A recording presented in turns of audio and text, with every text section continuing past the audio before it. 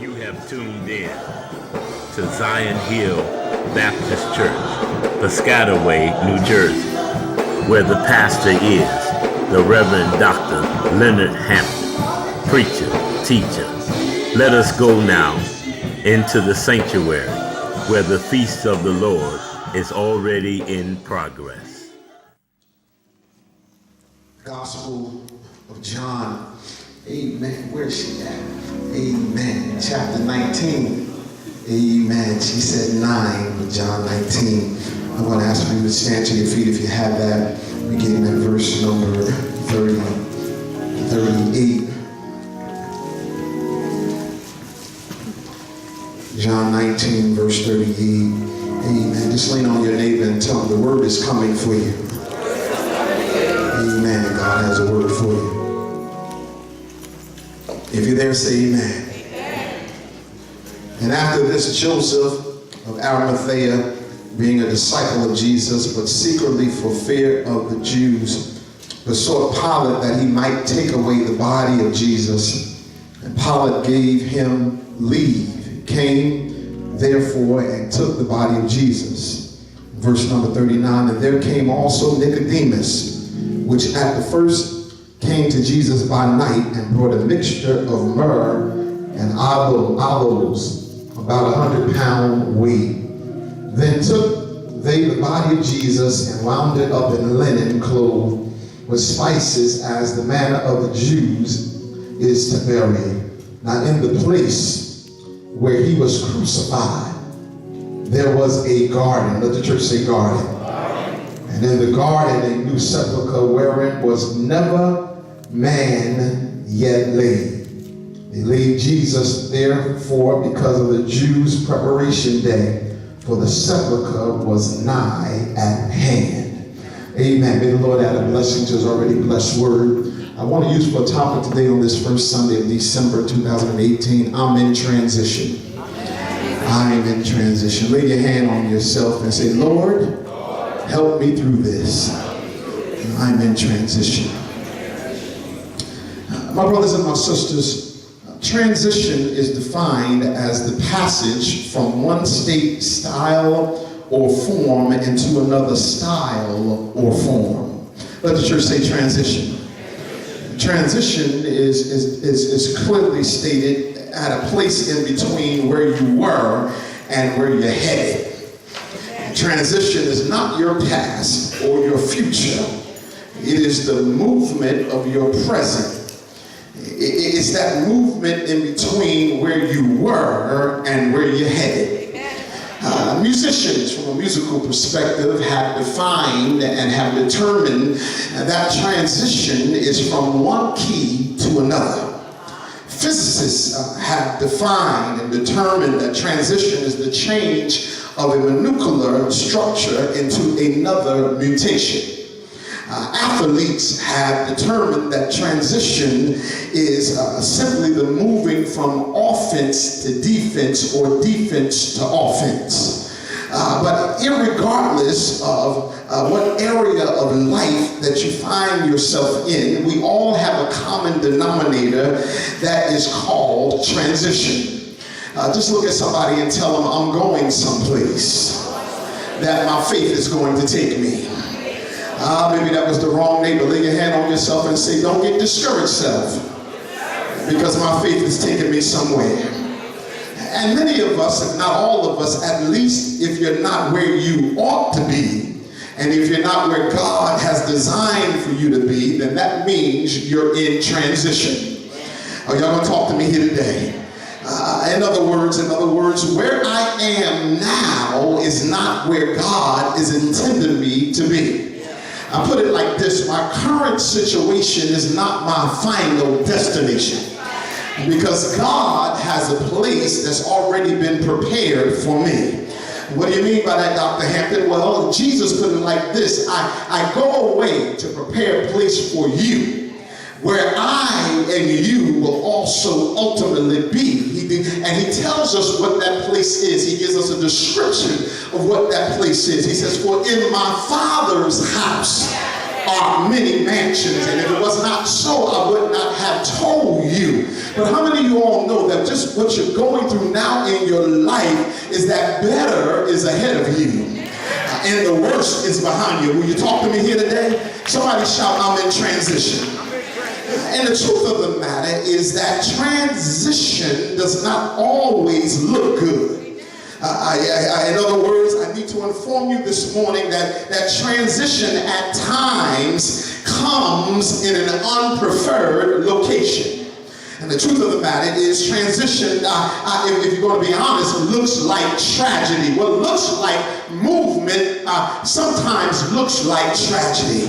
I must also inform you that the harsh reality of our Christian walk in the Lord is that God moves us through tragedies and troubles in order to get us moved to where he needs to work on us. Y'all not feeling me here today?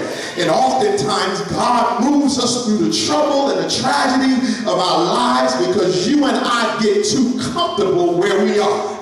And the truth of the matter is God must do some things to move us to get us where he needs us to be. Since y'all not going to help me here today, number one, God will send things that will frustrate you. God will send people that will aggravate you. And God will put you in some places that will irritate you. Y'all not going to talk to me here today. I said God will put you in some places that will irritate you. Put you to work with some people that will aggravate you. And have you wake up every morning to some things that will frustrate you. Y'all ain't feeling me here today. Let me preach to the back. I said God will put you in some places with some people that will irritate you, aggravate you, and frustrate you. Y'all will talk to me here today? But how many of you all know, amen, that if it had not been for God taking you through those things, you would not be where you are right now. Look at somebody and tell them, where I am is not where I always used to be. Look at them and tell them, you have no idea what I came through. Is there anybody here that's early in the discourse that can say, I've been through hell and high water, but I'm here? I've been lied and talked about, but I'm here. Anybody other than me that can say, I'm here because of God? He knows. And sometimes, y'all want me to preach? Amen. Sometimes God will hire tragedy. Stacy, did you hear me? Sometimes God will employ tragedy. Sometimes God lays out resumes of tragedy and says, I need tragedy in your life to bring you to the realization that you cannot get nowhere in life without me. I wish I had a witness in here today. Look at somebody else and tell them, you got to include God. You're not an island by yourself. You need God. Am I talking to anybody here today? God has to be the center of your life. Seek ye first the kingdom of heaven and his righteousness, and all these things shall be added unto you. God hires tragedy to transport you into transition. And if you're honest enough today, there ought to be somebody here that's shouting right now because because number one, you cried enough, you complained enough, amen. You grumbled enough, you've been aggravated enough. Are you going to talk to me here today? Because this is a good place for you to understand that you're not in trouble, I'm just in transition. I believe I had a witness in here today. Anybody here ever been through something in your life to where you didn't know how you were going to get out of it, how you got in it, but somebody said it may look like trouble, but I'm in transition. I wish I had two, I'll make three. Anybody that can say it looks like trouble, it smells like trouble, but it's not trouble, I'm in transition. I'm on my way out of this situation. God has a way of transitioning us. And so here in this Gospel of John chapter 19, it shares with us the story of our Jesus Christ. The one who suffered a tragedy. Pastor, why are you preaching about his death when we're ready to celebrate his birth? Well, if he had not died, we would not have lived. Oh, y'all tired of me here today. If it had not been for him coming to die, there would be no you and I singing about now behold the Lamb. And so he had a tragedy in his life, but it was really his transition. Let the church say transition. And what about this tragedy? I'm glad that you asked it. Jesus went through this Roman brutality, this Roman torture that many of us don't like to talk about, but like to shout about. And I believe before you can shout about something, you got to understand the reason why you're shouting. In other words, he went through this Roman capital punishment called the cross. Let church say the cross. The crucifixion was equivalent to capital punishment. It was the worst kind assigned Gregory of punishment that any human could go through. In other words, the worst kinds of people were subjected to this Roman punishment. And the whole purpose of the cross, amen, was to turn the body against itself. Let me say it one more time. The whole purpose of the cross was to turn the body against itself. Let me give you a few things here, and I got to get out of your way. Number one, it was a gruesome, gross, and grotesque crucifixion. It was horrific. It was teeth gnashing and teardrop crying. It was a moment to where those who had been deemed to die had to die on a cross and hang there. Y'all gonna talk to me here this morning? In other words, amen, the whole issue of the cross was to suspend a person, lift a person up in the air. Can I give it to you like I feel it? And to cause their body weight to hang on the cross. It caused, amen, their arms and their limbs and their tissue to tear apart. They would hang there. And to make it worse, the soldiers decided that in order to increase this gross, grotesque, and gruesome crucifixion, they would break their legs. They would take a spear and pierce them in the side. And because the body was lifted up and hanging from its strapped body hanging on the cross, it caused an asphyxiation to set into the bodies, and the lungs would collapse. Are y'all with me here today? Apart from the lungs collapsing, the body tissue and body parts will begin to rip apart. In other words, that's why the writers never discussed the crucifixion. That's because of its graphic and grotesque and gruesome severeness that was caused at the crucifixion. The Bible says here, the Bible writes and tells us, and they crucified him. But I got good news in a bad situation. Jesus Christ died before they could break his legs. He died before they could pierce him in the side. I wish I had me a church here today. Because the cross didn't kill him. He gave up his spirit. And when he gave up his spirit, he died. What do you mean by that, Dr. Hampton? I come by today to tell you that cancer can't kill you until your spirit leaves. Diabetes can't destroy you until your spirit to live leaves. Am I talking to anybody here today? Professor can't stop you until you got the spirit to give up and quit. Is there anybody here that can say, I'm living on his spirit? Grab him by the hand and tell him, I'm living in the spirit. The cross didn't kill him. He had power over the cross. Are y'all going to talk to me here today? He said, into thy hands I commend my spirit. Grab a neighbor by the hand and tell him, we're here because of his spirit. I don't know about you, but there's a spirit that lives inside of me. Can I tell you about it? It ought to give you joy when you wake up. It ought to make you happy, amen, when everybody else is sad. Anybody here other than me know about his spirit? You ought to stand on your feet and say, his spirit lives in me. Puts clapping in my hand, patting in my feet, puts a joy in my heart. Grab a neighbor and tell him this is a spirit thing. We connected in the spirit. Somebody give God a hand clap for his spirit. He died when the spirit left his body. Satan doesn't kill you. It's when the spirit leaves the body. I hope you got your Bibles open. Verse number 38, it says here, and after this. Let church say after this. After this. Is that what your Bible says? I can't hear y'all. Is that what your Bible says? Yes. Scoot up, talk to me. It says after this. Yes. That's a good question to ask, because what was this that happened? That's right. After this. Break it down. Go ahead. Jesus dies. 6 hours on the cross. But two individuals are concerned about his death. First one is Nicodemus. The second one is Joseph Arimathea. Nicodemus came to Jesus by night. Well. Because he didn't want nobody in the day to know that he was seeking a higher knowledge from the servant master himself. Joseph of Arimathea really doesn't have anything about his life that's important until now. What do you mean, Pastor Hampton? Number one, Joseph provides the sepulcher for Jesus. Joseph provides the tomb for our master. Nicodemus provides these sweet smelling perfumes for him. I call that sweet smelling perfume a performing temporary preservative for our Lord. Some scholars have argued that it was embalming fluid, but I'd rather say a performing temporary preservative. Y'all ain't feeling me here today.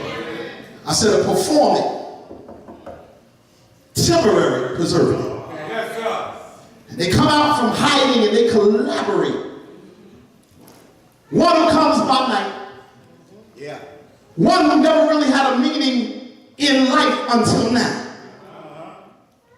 One comes and says, I've got a tomb for Jesus.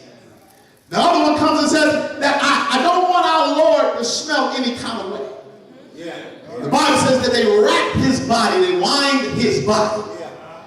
And the first point I want to give you this morning is that when you're in transition, you really find out who the folks are that love you. Amen. Wow. Amen. All right, amen. Come on. I don't think y'all heard me. When you're going through a tragedy in your life, you find out who really loves you. They ain't feeling me here today. First of all, Jesus had 12, but they on the down low right now. They're hiding. There's no place to be found.